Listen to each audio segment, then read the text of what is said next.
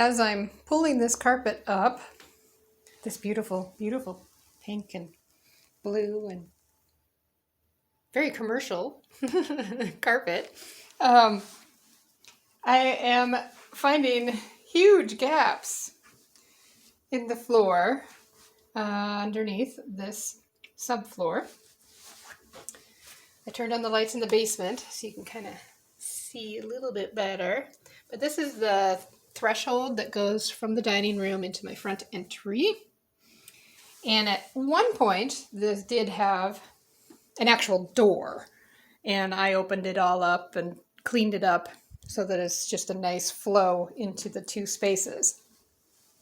But of course that leaves, where the threshold would have been.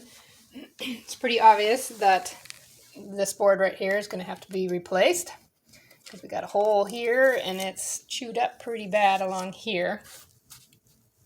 So I'm going to have to cover this as well. But I was noticing the huge gap around the heat vent that goes in the floor, which is, fairly typical of homes this size and this age from 1873. So I just am glad, I guess, that heat rises instead of going down.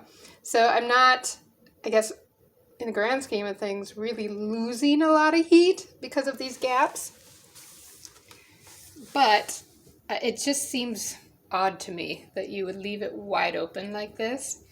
So I guess over time, as I renovate even more, I will probably find ways to button this up a little bit better so that we're not open to the basement quite so much. And this side of the basement is actually the cold side.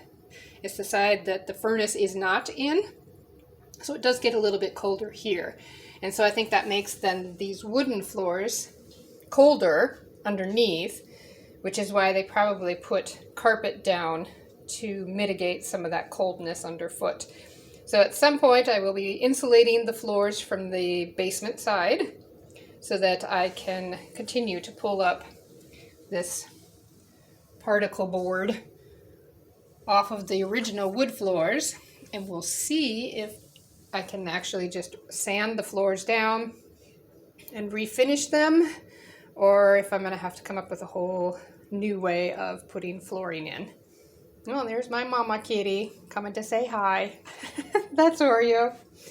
So the grate that covers this hole is this square right here.